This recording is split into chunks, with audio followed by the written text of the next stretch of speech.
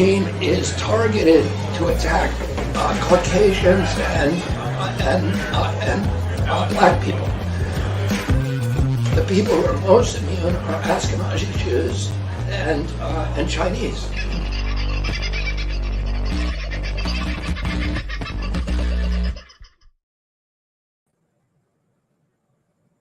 Oh, that's a bit fun. You'll see me, folks. And what's going on? Oh, there we go. Maybe we're going to get some camera settings happening. Maybe we're not. We'll wait and see.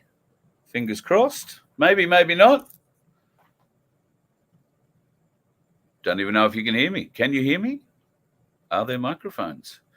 This whole thing was working perfectly not 30 seconds ago. But right now, as you can see, not quite the way it normally works. But I don't know. See if I can get a background. There you go. There's a background. Shit, the amazing things we can do.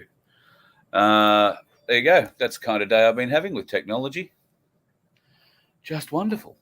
How are you, folks? You been doing all right today? Happy Monday to you. Happy weekend. I hope all that went very well.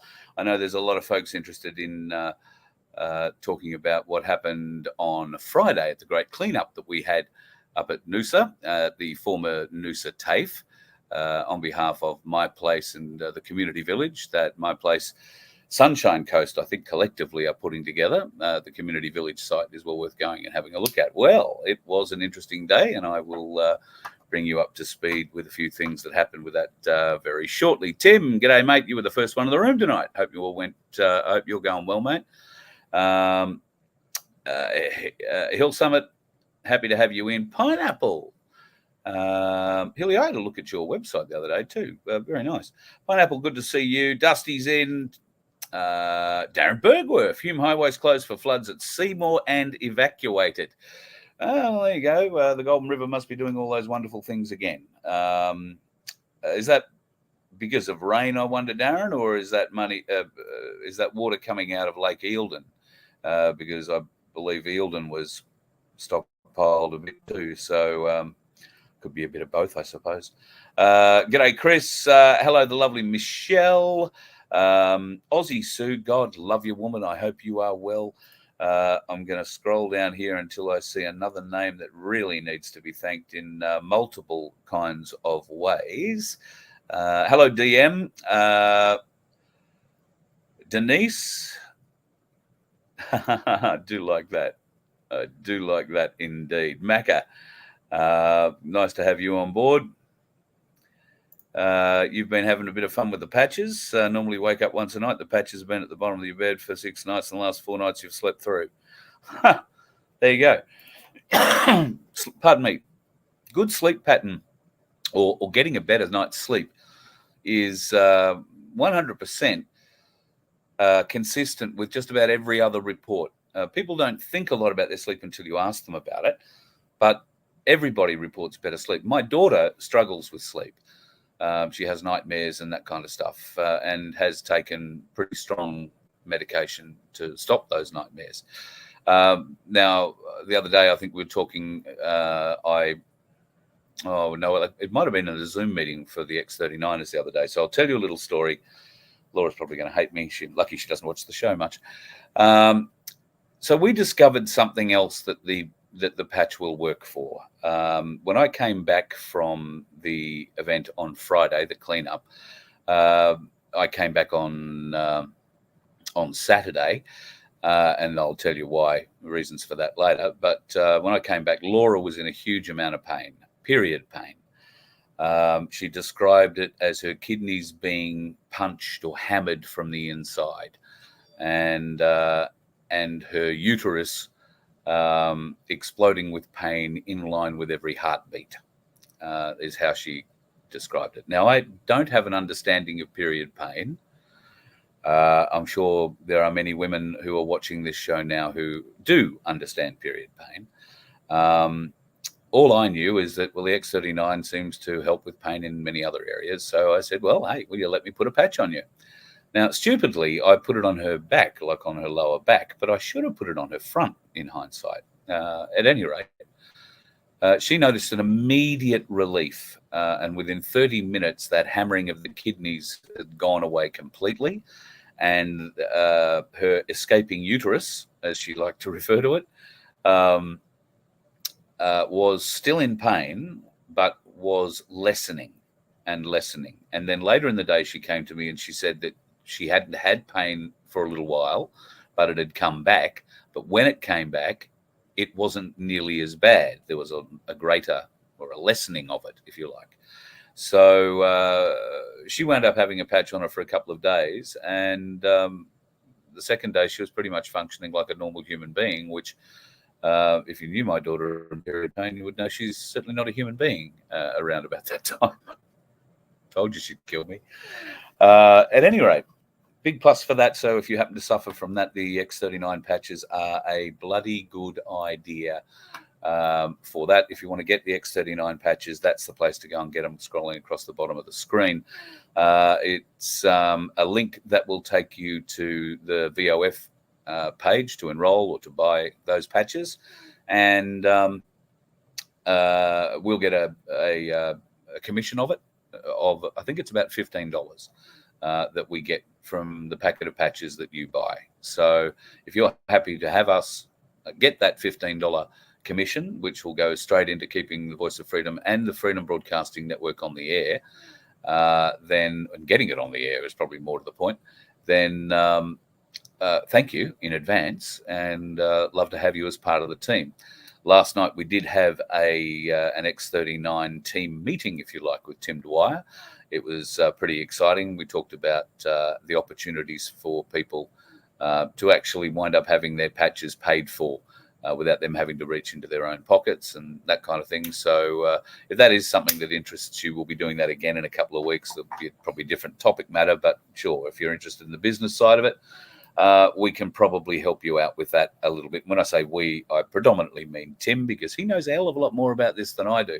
I am just stunned at the results. And last night, and I'm sure she'll be watching tonight, the gorgeous Kate was in our Zoom meeting. Now, Kate, if you haven't followed along the X39 story that we've been sharing over the last month or so, Kate suffered from a litany of different things, including fibromyalgia and psoriasis of the hands particularly, and the soles of her feet. So the palms of her hands, the soles of her feet. There were many other things associated with her illnesses. It basically required Kate spent 80% of her time in bed, and the other 20% hovering or crawling or staggering between wheelchair and whatever she had to be standing up to do. It wasn't any kind of a life, and her 7-year-old daughter had only known her mother in that state her entire life. So Kate asked me to send her a couple of these patches. I did quite happily, and if you watch back a few weeks, you'll see her reaction after putting those patches on and the difference that it's made in her life. So I was able to see her again last night and briefly hear where she's up to. She has run out of patches. She's been sharing them. The ones that she bought, she's been sharing as well. And she has been off the patches 2 days. And she showed us in the meeting the palms of her hand, and she said the soles of her feet are the same. But the palms of her hand, the lesions had returned from the psoriasis and the itching, and the continual need to sort of rub and scratch, and that was happening too with the feet as well. So she couldn't wait. Australia Post had lost her next order of patches, and she was hoping that they were going to arrive today. So Kate, please God, they did arrive today for you. If not, please let me know, and we can sort you out with some to get you through until Australia Post finds your order. Obviously, it's very important. It's the first time I've heard of Australia Post losing an order, but look, I guess it happens. So Kate's story is only improving. She's quite happy at this moment to see just what effects return after she's been on the patches now for, I guess, 3 weeks. Must be 3 weeks, nearly 4. She must be very intrigued to see what her body is, what state it's going to return to. That's why she wasn't asking anybody for patches last night. There was plenty of offers. There are plenty of people in Brisbane who will go and drive to help her out. but not required. She said she's doing this as a real exercise in her journey. So she's going to explain it, I'm sure, in a video to us at the end of it all. So I can't wait to see that. And I was very excited to see her being bubbly. Her effervescent personality was shining through. She's got a great smile, and without the pain in her life, she's now able to share that smile a whole heap more. So God love you, Kate. Thank you so much for being a part of all of this, and look forward to continuing your journey with us. Yep, those X39 patches came out pretty handy on Friday too. There were a couple of folks there who were in a bit of back pain. So I handed out a few there. So hopefully they've worked out for you guys too, if that's the case, and you need to buy your own for future to look after your pain. Now, it's important to understand these patches don't fix anything, okay? Your body is what is doing all this regenerative work. All the patch does is excite a peptide, the copper peptide, in your own bloodstream. That copper peptide is responsible for stem cell production in your body. Your body, right? Nobody else's stem cells. It's your own body producing your own stem cells. And any recovery or any relief that you feel is because your body is doing what it's meant to do. That is, to fix itself. We have an amazing body capable of doing truly amazing things to heal itself. But time, pharmaceuticals have stymied our knowledge of how to do this. It's nothing mystical. It's nothing out of this world. It's nothing weird and wonderful. It is true science, and you can go to the x39freedom.net website and look at all the science. If you doubt it in any way, all the science is laid out for you, very easy to follow there, and I would highly encourage you to do it. I didn't expect this to turn into an X39 thing straight off the top, so my apologies for those people who are hanging around to find out a bit more about what happened up in Noosa. Trust me, there was a lot that happened up in Noosa.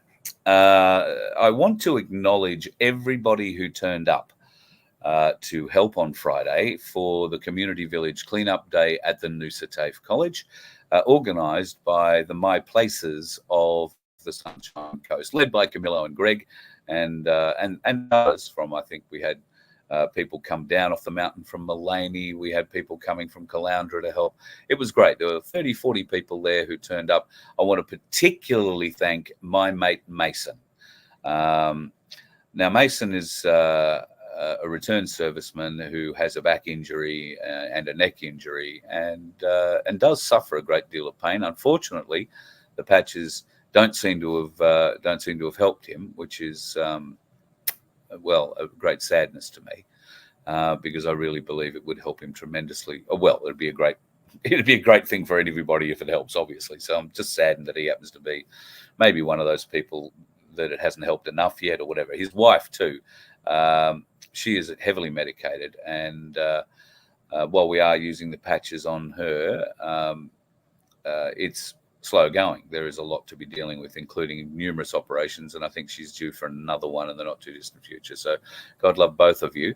And Mason, thank you for bringing your big ride-on mower and your trailer, and making that trailer available to carry out 2 loads of rubbish, as it turned out, from the grounds that we were allowed to get into on Friday. Mason, thanks very much, mate. There were a lot of other people there that did a lot of the other work, but Mason, as it turned out, was the only bloke who took it to the tip and unloaded 2 trailers worth by himself. I'm sorry, mate, that I missed you driving out both times, or I would have jumped in to help. But thank you very much for coming, and you did a magnificent job of the driveway into the school, or into the property, into the site. When I arrived there, it was pretty hard to distinguish bitumen from gum tree litter and tree bits and bits of steel and bits of poles that had been cut down very recently or knocked down very recently. Mason wound up going down there, and we discovered with the blowers it wasn't going to blow that leaf litter away. It was all too wet and soggy, been there forever. The people who are designed or destined to do the maintenance, well, it's another story on that area. They turned up. Mate, you did a great job. You could have eaten breakfast off that car park by the time you were done. So thank you very much. No, shit, you're not, folks. It was about 300 meters long, 110 car parks, and it was just littered. But you took the ride on mower down, did a little bit of smarter, not harder kind of thinking, and did a great job. Can't believe how good a job it did. Not just that, mowed a fair bit too. At any rate, let's get into the guts of the day.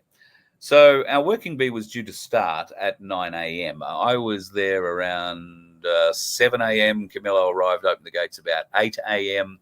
And everybody had arrived by 9, including, as it turns out, and actually just let me see if I can find her website. This is something I'd like to share with you. So we had a special guest come and join us, the independent member for Noosa. Her name is Sandra, or Sandy Bolton. Now, it turns out on Thursday afternoon, she became aware for the first time that there was going to be the community action happening on Friday to start cleaning up that entire 27-acre site, with the view, as clearly stated in the websites that have been set up and available to view for some time, the plan to set up a community village that involved housing homeless people. Now, I'm led to believe that Sandy Bolton had some pretty disingenuous things to say about the people behind all this on Thursday afternoon. In fact, quite insulting things to say. And on Friday, when she turned up, I can only say that there was no apology. There was no taking a backward step. There was no. All there were excuses and demands. You can't do this. You won't do that. You're not allowed to do this. You went on and on and on and on. She has taken a very forceful view against this community village being set up in any way, shape, or form. One might suggest that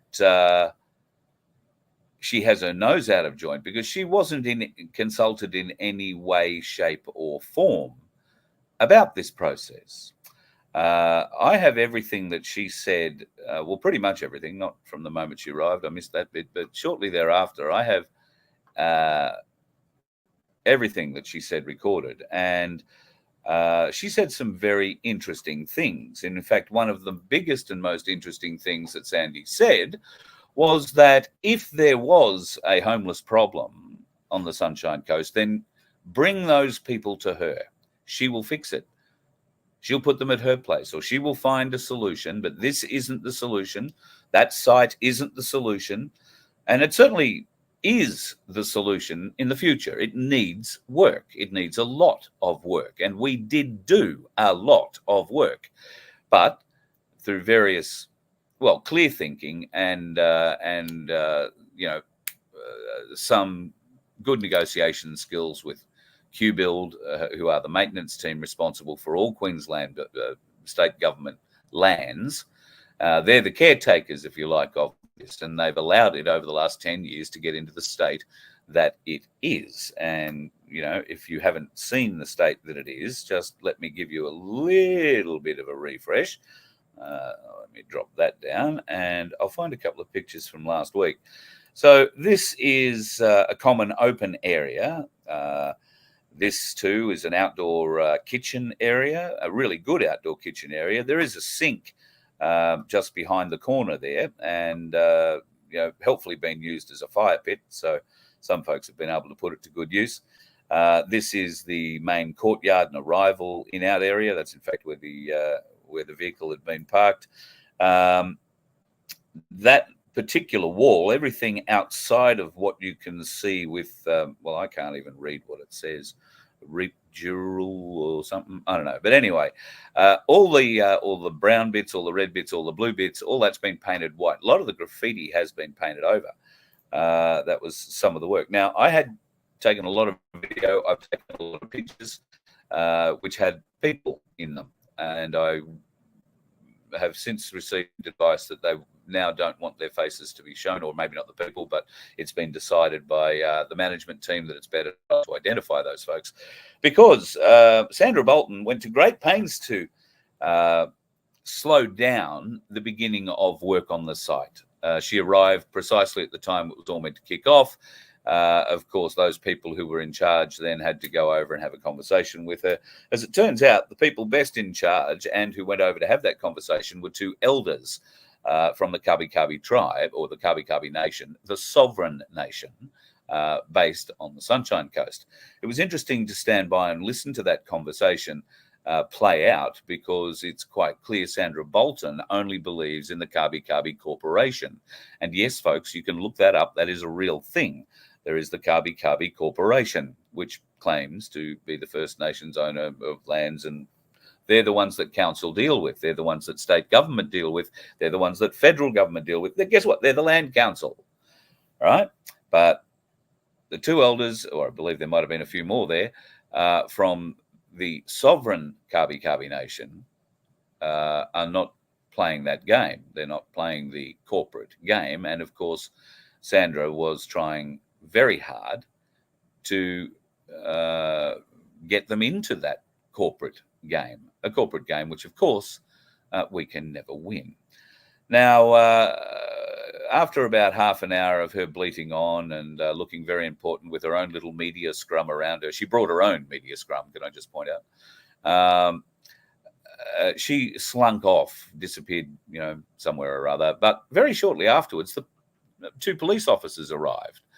And she reappeared, which I found interesting. And so did the first time I'd really seen the fella from Q-Build turn up. And they were having a conversation with the police before the police had bothered coming to talking to any of the organisers of the event at all. The police, it turned out, were very, very good, very nice. The police officer that did the speaking wasn't ruffled, wasn't concerned that anybody was doing damage, anybody had done anything unlawful or was carrying on in any weird way. They did want to make sure that nobody went inside the buildings. And that was basically a Q-Build directive, given that I did go inside one of those buildings. It is terribly unsafe. So it was deemed that nobody should go inside those buildings for any sort of cleanup efforts, because any cleanup efforts in there will require a lot of safety gear, big, thick boots, big, thick leather gloves. There is not one wall panel, there is not one piece of glass, there is not one piece of aluminium, be it door or window frame, that has not been smashed, bashed, compromised, torn out, shredded, thrown around, God knows whatever else. There are nails poking out of things lying in a floor that is covered from one end to the other in what must be a 50-metre long building that's 30 metres wide, and it is covered from one end to the other in glass. And smashed furniture and everything else. So the other big issue is the site has been completely raped of anything of value, particularly copper wire. Now, there was a lot of copper wire in the walls. Clearly, that's where the wires were.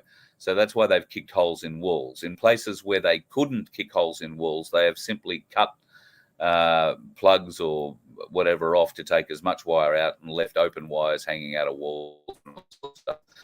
Now, while there is no electricity on the site at the moment, it's still pretty dangerous to have people wandering around in that sort of environment. So there was no complaints from the organising committee of the Working Bee that we didn't get to go inside. It did shorten the time frame of the Working Bee considerably, can I say. We were going to give 2 days to this and could have really cleaned out a lot of the buildings. In fact, the Q-Build guy was quite surprised to learn that we had to show him how these vandals were accessing the inside of another building. And the way that they broke into that building, a sawzall cut their own door in the back of it, But for some reason, Q-Build hadn't been around the back to inspect that end of the building or that side of the area for God knows how long. Otherwise, they would have known that somebody had taken a bloody sawzall to the back of the building and sawed a doorway in it. I mean, not hard. But anyway, Q-Build, the guys were great.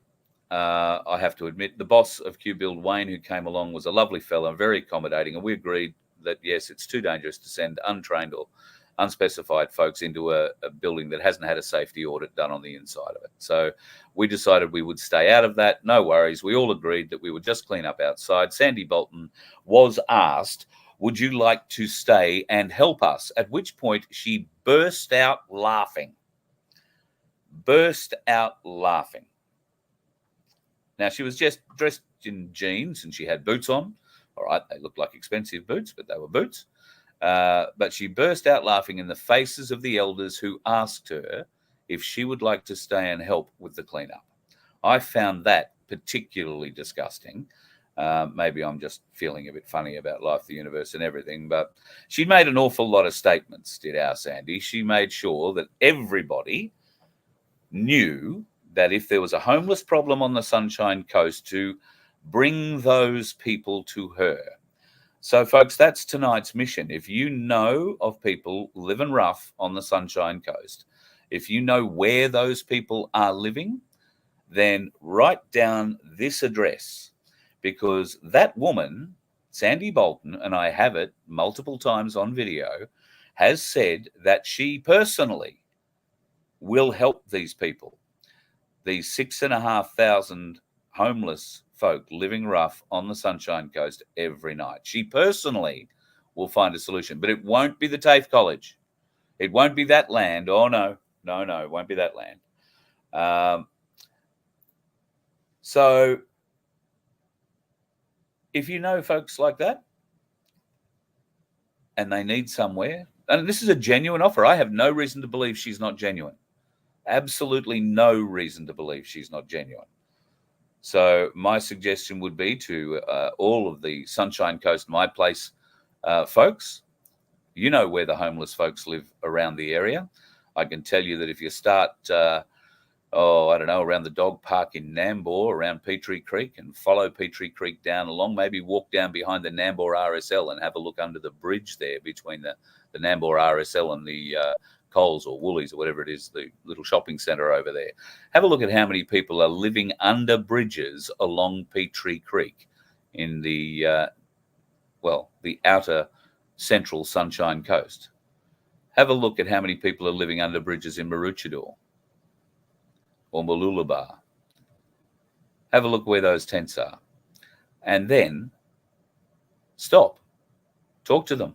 Let them know there is help.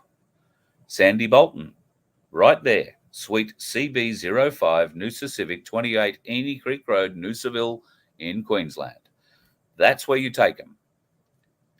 You know, if you can do so, put a couple of folks in your car, make sure you take their tent and their bedding and stuff, because, you know, they've got to be prepared. But Sandy has the plan. She's going to find somewhere for everyone. It's not going to be the Noosa TAFE. Not if Sandy's got anything to do with it. Absolutely not.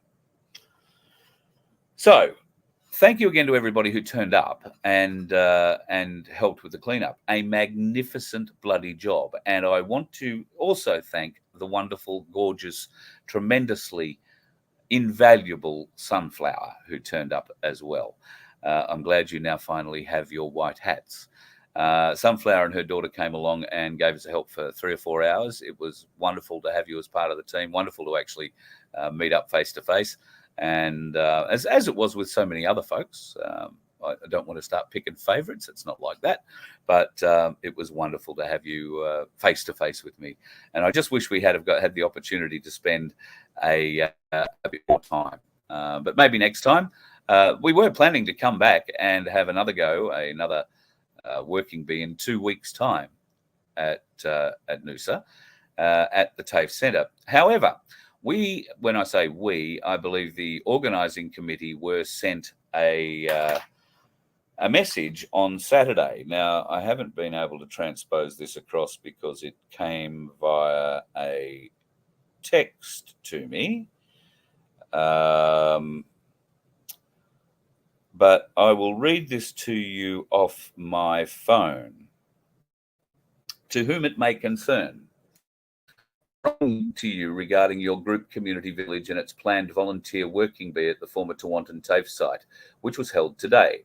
This occurred despite the repeated advice by a Queensland government representative present at the site informing members of the group that the unauthorised access to this site amounted to trespass. As you are aware, this is a state-owned site, and that maintenance and care of this site is the responsibility of the state. The department takes public safety very seriously. People walk their dogs through there all day, every day. It's a very unsafe public site. That's why we went in to clean it up. So why has the government not been cleaning it up for 10 years? I'm getting off. Sorry. Anyway. We continue to prioritise this in managing our sites. In all instances, contact must be made with the department regarding any concerns. We are advised that the group had trespassed on the land by breaking both the chain securing the boom gate to the entry and the campus and the lock and chain securing the entrance to the buildings, neither of which is true, I don't think. The department considers your actions to be unlawful and requires Community Village Group, its members and volunteers, to immediately cease trespassing on the premises, including interference with state property. Further, your unlawful activity on the site poses a significant safety risk to the members and volunteers of your group, none of whom were children, can I point out, and were fully appraised of the risks on site during an on-site induction, which this blonde-headed bimbo from Noosa turned up and interrupted at 9 o'clock. However, we appreciate that the community is passionate about creating opportunities to house the homeless, and the department is supportive of this. However, breaking into unsafe, closed sites is not an acceptable or lawful solution. I would agree. Your group's unlawful promotion and entry of the former Tewantin TAFE site, any planned future entry, including unlawful interference with state-owned property, will not be tolerated. If you have any concerns regarding homeless housing in your area, we are willing to provide you with an appropriate contact in the Queensland Government to direct your queries and concerns. This is written by somebody called Dow Ribu, or Do Ribu. He is the Assistant Executive Director of Infrastructure, Investment, Department of Youth, Justice, Employment, Small Business and Training. The assistant part is probably fairly important in this story because the executive director, not the assistant, the executive director has written a letter, which I believe Camillo is in possession of, authorising access to the site and, in fact, authorising the community village plan. Now, where is that bloke?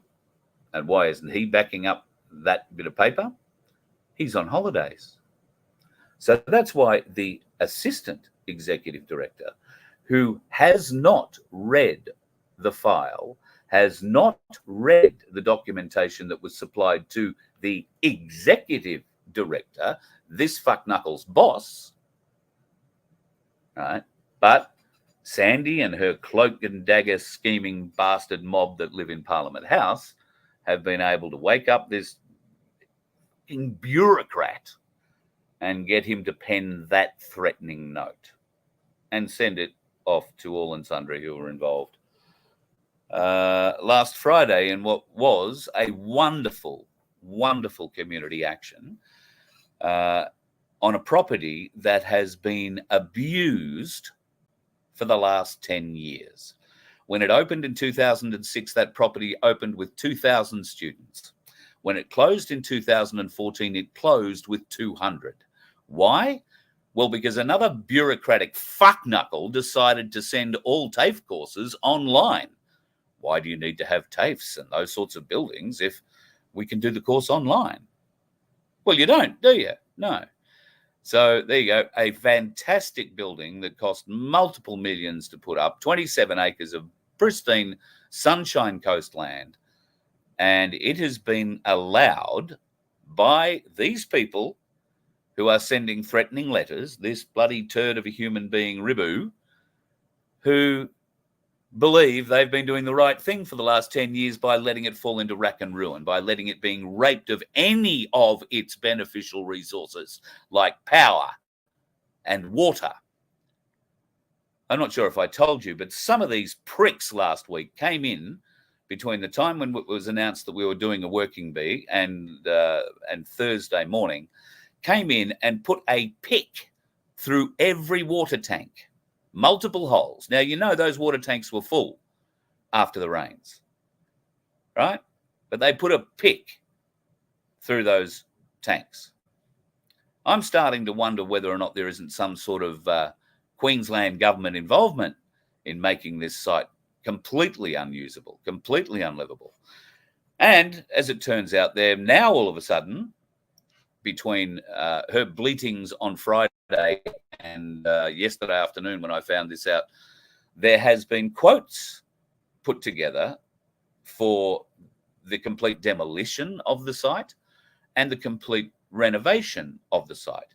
Those quotes, $7.5 million to rejuvenate, to rebuild the site, and $1.5 million to knock it all down.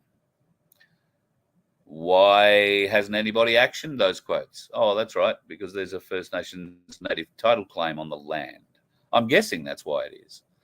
Well, Camillo and his team have been working very hard with the Kabi sovereign nation to gain their permission to take over the caretaker duties of that land, and the Kabi sovereign nation approve of the community village concept, the My Place concept, and everything that had been put forward regarding this whole, action plan. Unfortunately, state governments only deal with corporations, not sovereigns. And that is where I think we are going to run into a brick wall with this whole thing. I hope not. I'm looking forward to hearing what excuses the executive director makes when he returns from holidays and isn't allowed to stand by his original decision. I have no doubt he will reverse his decision. I haven't heard anything from Cam or anybody else, but that's just the way this is going to go, because that Sandy Bolton is very motivated not to have any homeless come living anywhere near Tewantin or Noosa. She's happy to help, but you can be guaranteed it's not going to be there. And it was so plain. I'm working on how I can show you some of this video without showing other people's faces. And I will get that out to you, because some of the things this woman came out with were just, well, the corporate kind of greed that you expect from those that are dealing with the UN and are quite happy to see, 15-minute cities and see us controlled. And let's face it, Noosa isn't exactly the home of the non-elites in Australia, is it? Sunflower, thank you so much for your super sticker. God love you. Yes, Victoria do have floods. They're in at the moment. Darren was saying before, the Hume is now cut at Seymour. That'll mean the floods will be going, Nagambie way. Does that also mean that Rochester could be in line again? Are we looking at the Murray and the Goulburn and a couple of other rivers coming together again? Could Echuca be at risk? What is the Murray River Heights doing at the moment? That might be interesting to learn at this point. Rainy, you'd love to buy patches, but you don't know how to use the website. Hey, isn't it great? This was discussed last night in our X39 meeting. So there is now a email address. If you have trouble with the website or you have questions, then we have, between Tim and myself, figured out a way that we can help with that. So here is a website for you to write down. It's pretty easy to remember. X39 at VoFHQ.com. X39 at VoFHQ.com. And send your questions or send your problems and send a phone number. One of us will give you a call, and we'll be able to talk you through what you're seeing and where it gets confusing. So happy to help if you've got questions about it or anything like that. If you have questions about the product or how to get a hold of it, then please email x39 at VoFHQ.com, and we will sort you out regarding answers to all those good things. Just having a bit of a glance here at some of the comments. Geez, I'm way behind in the comments. I do apologize.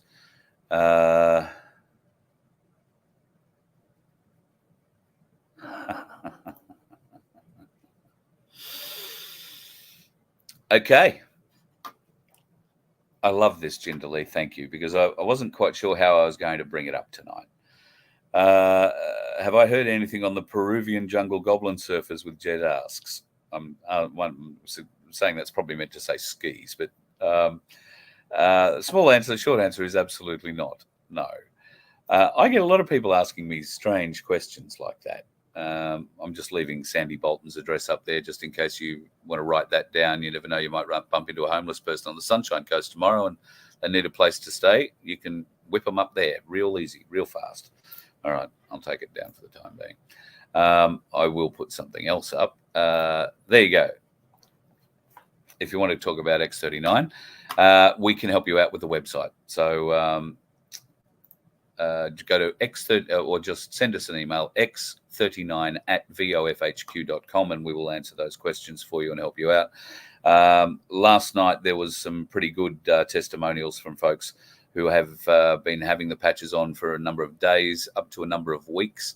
And everybody in there was reporting some improvement, whether it was massive or whether it was minor, there was certainly improvement. So that was pretty good. I did relate a couple of stories, sadly, where there doesn't seem to be as much improvement as we would hope for. But I'm also hopeful that maybe longer term exposure will help, because some of the problems that we are dealing with here are problems that people have had for 50 years or more.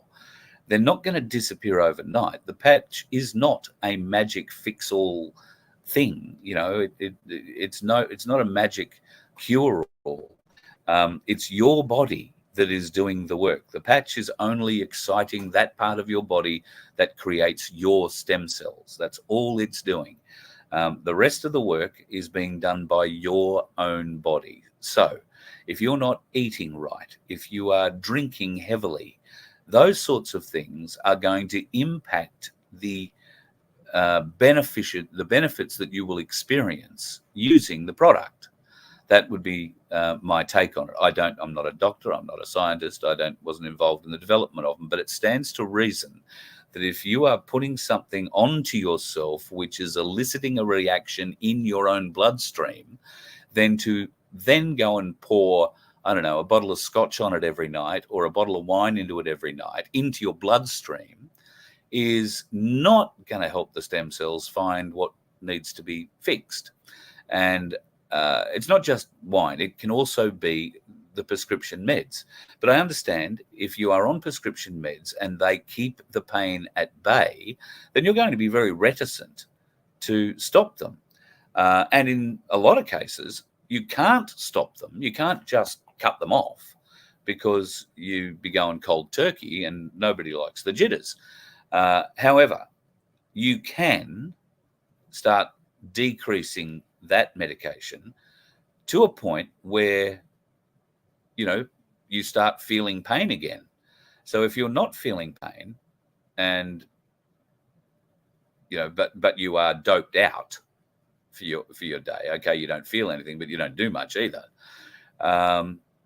then wear a patch and maybe start weaning yourself down, not off, but down. So if you take 2 pills, wean yourself down to 1 a day. And if you're still not in pain, then maybe you can wean yourself down to a half of 1 a day, or to 1 3/4 a day, or to whatever. Eventually you will find if the pain returns, or if it doesn't. If it doesn't, hallelujah, that's great. And the only other way to test that it was the patch or it wasn't is to remove the patches and see if the pain returns, which is precisely what Kate is doing at the moment. So I would just suggest give your body the best chance it can get at fixing itself. That doesn't mean you've got to get up every morning and have a celery juice, although I highly recommend it, and so does the personal trainer. And so, as it turns out, does Skipper Pete up in Ingham. He's been on it as well. Managed to get a little bit caught short the other day, and sent me a photo of the boxer shorts that were on the way to the washing machine for it. But anyway, if you can give your body the best chance at accepting whatever these patches do to our bloodstream, and to do the best for you, I think you've got to give it a month. We've been lucky to see some extreme cases. Carol, Kate, Laura, I suppose, with the story I told you earlier tonight. So, we just try and give your body the best chance it can at healing itself if you're going to invest in this product. Okay, there's no point, I don't believe, in you investing in it if you're not going to give your body the best chance. Doesn't mean you stop eating chips or whatever else, but it might help. There's a lot of things that could be done to help aid the patch's ability to help you, and a great experiment for only a month. Think of it like a diet. I don't know, like a diet, maybe. Anything like that. All right. There were a few other things here I wanted to talk about tonight. So let me go back up the top and see. Oh, yes.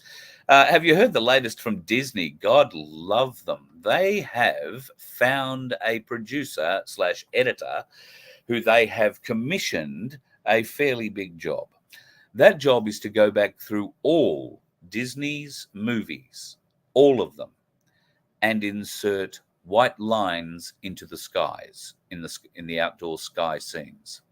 White lines, planes drawing white lines in the sky.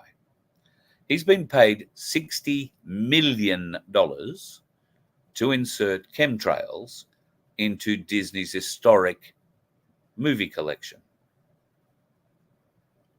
Let that sink in.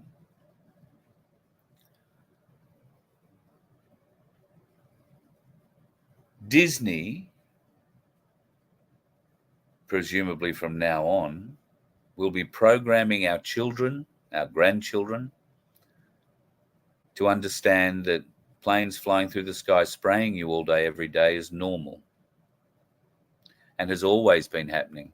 Because look at it, it's in all the old movies. Disney also been in the news recently because the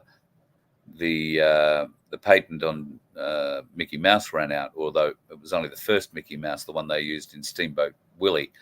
It didn't take them long. Now there is a plethora of porn movies being made with Steamboat Willie's Mickey Mouse head and body shape. There has also been a couple of horror movies that have been produced online already using it.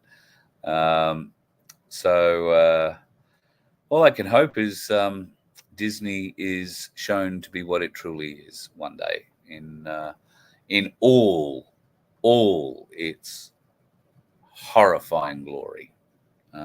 Just bloody horrifying glory. We've been talking about weird weather. And boy, we have had a bit of weird weather. Oh, look, I didn't finish with the TAFE.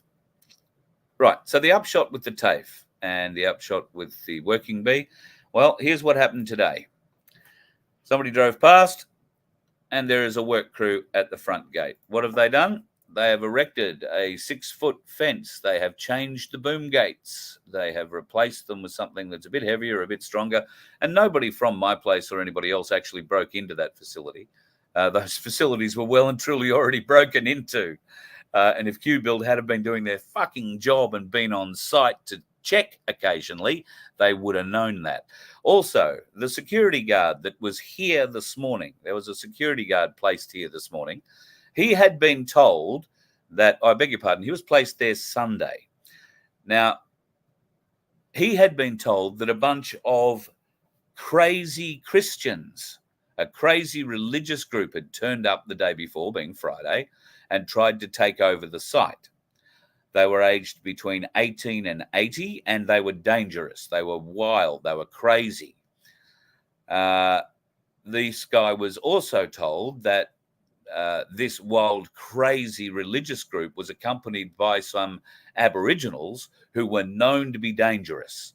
and that should those people turn up, then he was to immediately call police, who would bring the divvy van down and arrest them.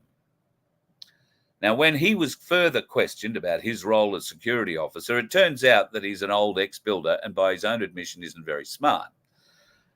When he was informed of the actual truth of the matter, he was shocked. He was surprised and didn't think that the police would ever lie to him. And that's where it stayed, because he didn't think the police would ever lie to him. Now, Sandy Bolton and her little steam crew are responsible for that description. You want to know why? Because it's very similar to other things she said in previous days. So, bear that in mind next time you want to vote for Sandy Bolton or have anything to do with her in Noosa, in the Noosa area, the member for Noosa. Interesting thing. Very disappointed by it. But it is what it is. I'll tell you what was also really disappointed me, and there's probably a lot more we could go into about this. I haven't been able to check this out completely, but I've had two people tell me that they believe it's true. They know somebody who knows somebody. Well, my friend who is unjabbed went to Toowoomba Base Hospital for pain to do with vertigo, and while she was drugged up, a woman came in and jabbed her, and my friend said, "What the hell?" And she was very groggy before the woman did this. She's been crook every day since the hospital visit, so she decided to go and have a serology test done to make sure she didn't have the jab. Well, what do you know? The test came back positive for the spike protein. So she was jabbed without her consent in Toowoomba Base Hospital. And that's fairly recently. If you are going to hospital and you're not jabbed, you must, for your own peace of mind, go and get a serology test done on yourself before you go into hospital. Let your doctor, let your surgeon know that you have a very recent serology test, and you will be getting another one the moment you get out of the hospital. If the spike protein registered is positive after you've been in the hospital, you will sue the hospital for everything, and you will take the doctors personally for everything they own. Make them accountable for the actions they're going to take, or the nursing staff. You also tell the head of the nursing staff. You write it if you want and put it above your bed where they have nil by mouth, nil by fucking anything, nil by needle, nil by anything without consent. Because clearly we know that Atagi gave hospitals, doctors, this autonomy and said it was quite okay to go and jab people while they were unconscious in surgery or incoherent through medication. And it sounds like this poor lady in Toowoomba has been the first one to go through with it. So very sad. I've shown you that one already. This is one that I found pretty interesting. I like this a lot. There are new pub signs going up outside of pubs all over England. The Duke of York, under 18s, welcome.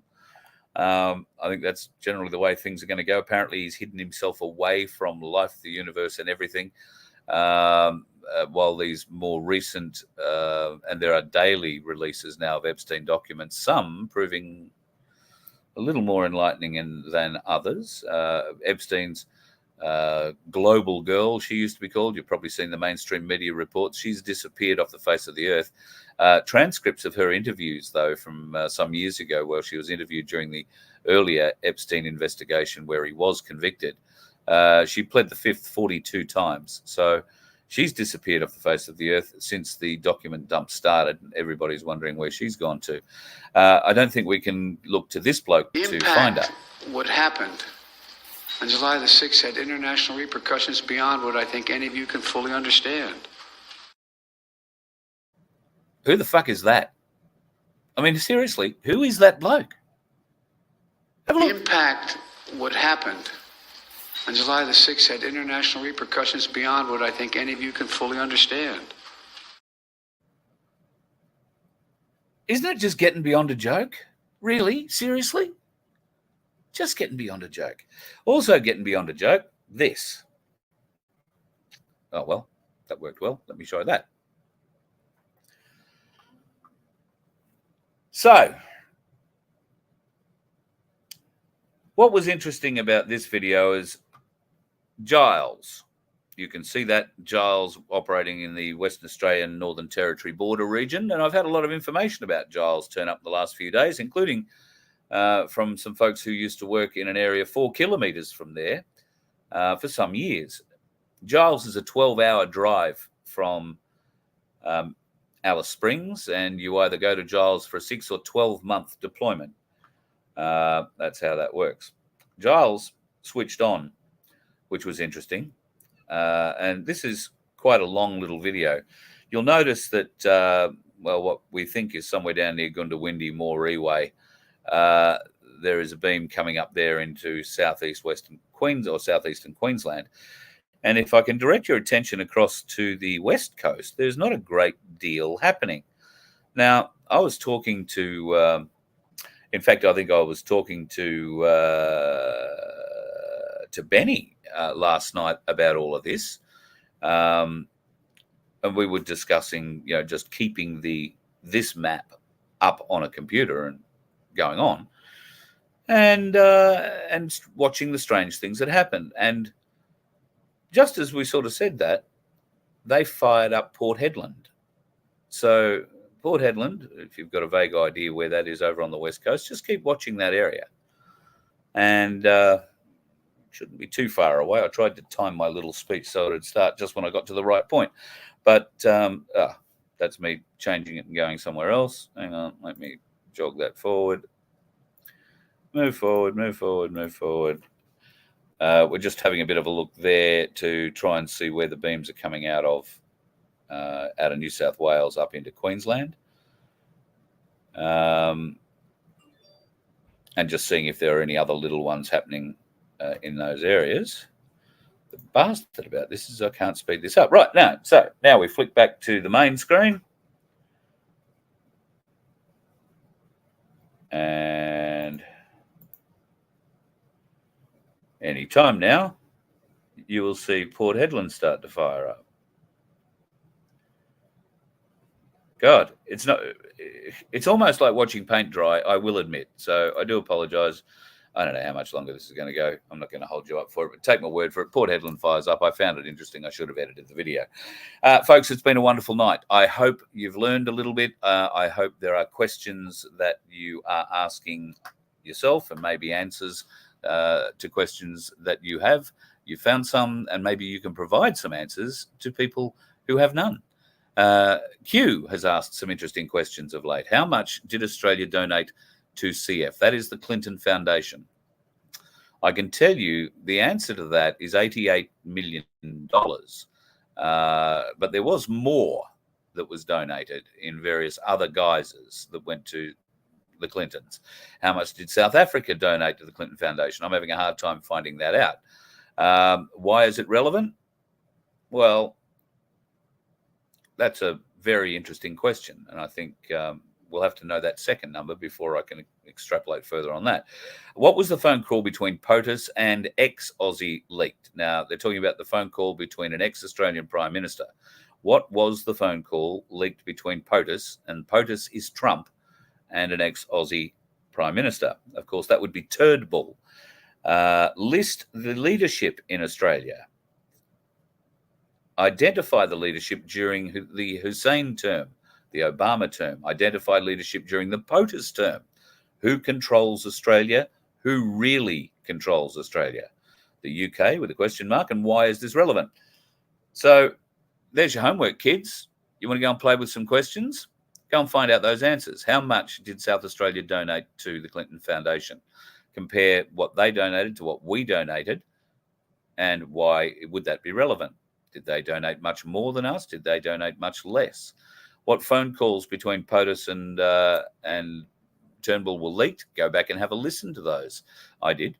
Listen to the list the leadership in Oz. Well, that's pretty easy to do around those times. It was Kevin Crud, it was that red-headed fucking clown Gillard, and it was Turdbull. And Abbott. So who controls Australia? fucking anybody's guess at this stage. I hope you have a great night trying to find out some of those answers, folks. And whatever you do, seriously, whatever you do, make sure you get on the roads, have a great what's left of your Christmas holidays, but stay away from the dickheads on the roads. God, there are so many of them. I nearly sideswiped one the other day in the bus. Well, I didn't sideswipe him. He sideswiped me. Desperate to get around me on a 2-lane piece of highway. I'm doing 90. He's doing 110. There wasn't another car in front of us. He came past me like Peter Brock coming down Mount Panorama and zipped in. How he missed my bull bar, I have no idea. But thankfully, I do have a dash cam. If you've got a dash cam, start sending me some of those videos, folks, because I'd love to point out the dickheads on our roads. Stay safe from them. You let one ant stand up to us, then they all might stand up. Those puny little ants outnumber us 100 to 1. And if they ever figure that out, there goes our way of life. It's not about food. It's about keeping those ants in line. That's why we're going back. Does anybody else want to stay? Let's rock!